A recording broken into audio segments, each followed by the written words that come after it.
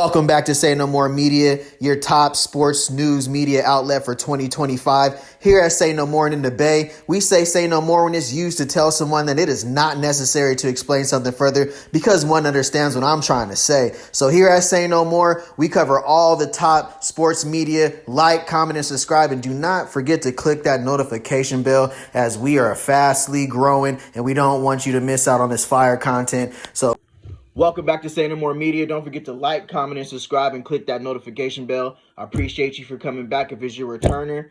But if it's your first time, welcome to the channel. Today we're about to tap in with Travis Hunter. As we know, the former Heisman Trophy winner has shut it down for the season. Well, the Jaguars shut him down. He looks like he has a torn LCL or MCL, one of those tendons in his knee. And he's out for the season, placed on IR, man. So Travis Hunter is done for the season. Let's look at some of his production. He had 28 receptions for 298 yards and 1 touchdown. Now I'm just going to talk about it straight out the gate. I'm a huge Travis Hunter fan. Followed his whole career from Jackson State to Colorado. Huge fan. But there was higher expectations definitely for Travis. We don't know what his health was coming into the season, though. And you can kind of tell just from Colorado, he was banged up a little bit, even coming into the NFL. I don't think he was fully healthy. Like, allegedly, I mean, don't quote me. This isn't I have any outsourcing news, but, you know, Travis Hunter has had lingering injuries from his shoulder to his ankle. He missed a few games in his senior season with Colorado due to his shoulder. And I know there was a play in that last game in London when Travis Hunter looked like he tweaked his knee on that touchdown catch he had. And he hobbled over to the sideline, but he did end up coming back into the game.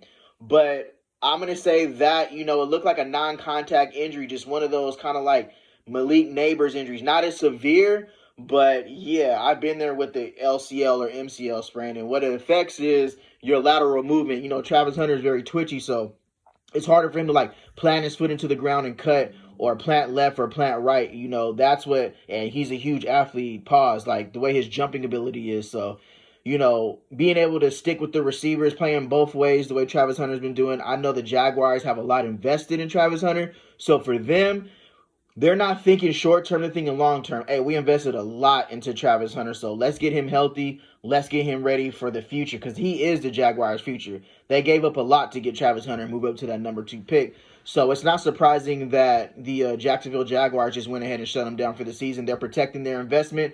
They're thinking long-term, him building that chemistry with Trevor Lawrence, Brian Thomas Jr., Travis Etienne, Parker Washington. They got a cool receiving core there. They got a solid defense. They're doing good in the AFC right now with their record-wise. Yeah, I don't see a reason why, you know, you keep Travis Hunter with an injury like that. You risk him getting injured further. You know, Coach Liam Cohen just basically said, you know, we're shutting him down. And I'm pretty sure that came from upper management and, you know, the owner too. Now, the expectation on Travis Hunter, we got to talk about that. Even me being a Colorado Buffalo fan, was he going to play true both ways in the NFL? That was the jump. That was what he wanted for whatever organization drafted him. Travis Hunter wanted to play offense, wide receiver, and defense corner.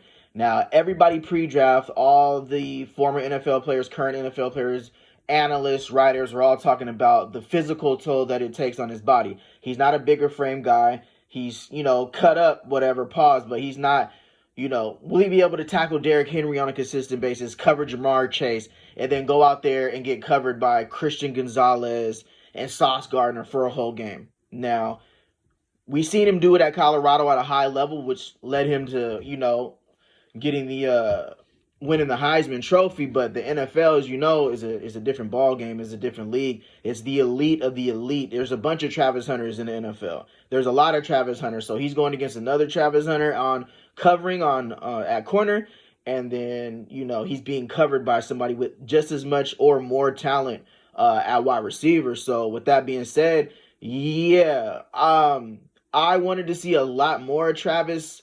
But I understood, like, he is a cerebral and a football savant when it comes to studying the playbook. But that's 2 playbooks you have to understand. The concept of the defense and the concepts of the NFL schemes. College and NFL are completely different. I mean, I know Coach Prime worked with him as far as, like, how he was able to go with the receivers and work with them and study their playbook for a certain amount of days, and then work with the defense, the cornerbacks, the secondary, and work with them. But then the NFL is different. Some of those meetings are at the same time. The receivers are meeting at the same time. The DBs are meeting at the same time.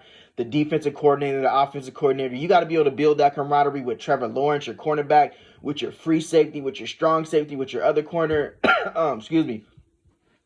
So I think that paired with some nagging injuries that Travis Hunter had coming into this league, that's what ultimately led to the injury. That's not what led to the injury. That was the expectations that we had for Travis. Was, could he do that? Could he be able to be on both sides of the ball and flourish? And we weren't able to see that this year in his rookie year for the Jacksonville Jaguars. There was expectations. He flashed. He had some great games coverage wise. Defensively, let's look up his stats defensively real quick. Bear with me 1 second. Let's check out what he did on D. Pause. Let me see. Defensively, Travis Hunter. Let's go here. Let's see here. What do we do, Travis? Okay. Defensively, looks like he had, let me see here. Yeah, about 15 total tackles, 11 assisted, few pass breakups, no INTs. Now, I know the hype that we had on Travis Hunter, that's nowhere near the hype. Like, let's just keep it a bam, let's keep it a stack. That's nowhere near the hype that Travis Hunter had coming into the NFL. We expected Rookie of the Year.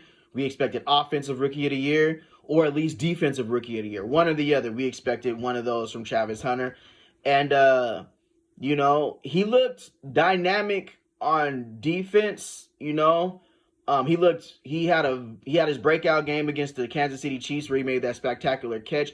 But overall, for Travis Hunter, you feel me, like, there was super high expectations even as a rookie, because he was brought in as generational talent, going as high as a number 2 pick. And then you see what his comrades are doing this year, when it comes to Emeka Egbuka over there in Tampa Bay, is lighting it up at Ohio State. Like, easy call. He's going crazy.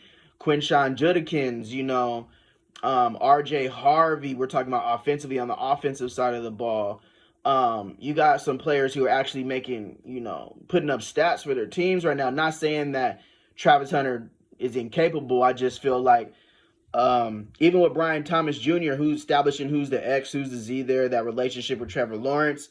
I look forward to seeing him for the rest of his career, though. I definitely think right now the next Travis Hunter we see, the league's going to be on notice, most definitely. He gets a chance to, get fully healthy, train, and live up to this expectation, because Travis Hunter wants to be one of the greatest players of all time. Those are his expectations. If you followed him from high school till now, he's been a 5-star recruit since high school. Really made that huge commitment, deciding to go with Coach Prime Deion Sanders to Jackson State. So just there's huge expectations for Travis Hunter. Now, how he can be utilized and how he's going to be utilized is still the question in the NFL. Can he truly handle playing both ways in the NFL? And has the ownership invested in him so much to where they're just like, we can't risk the injury part compared to the production that he'll give us? Because right now he's listed as the starter on offense as a wide receiver, but defensively he's like second on the depth chart. He's like third on the depth chart. Maybe nickel package, dime package, third downs. But we've seen him in the running game start to step it up. In preseason, he had a couple missed tackles, but I think offensively is where we've seen Travis Hunter flourish the most. Like, we started seeing him catching the ball, turn upfield, making the first person miss. He started getting swaggy, that touchdown catch when he ran that corner. What I would like to see, it's not really about what I like to see, but what I know what he's going to think about working on is his separation. He understands that it's a lot tighter windows in the NFL. The separation, them quarterbacks is 4.3s, 4.2s now. So just the fact of you just out athleticizing cornerbacks and nickelbacks and safeties, jump balls, he still has the advantage, but quickness and speed is where, we want to see him develop more. I was looking at Steve Smith talk about some of Travis Hunter's medium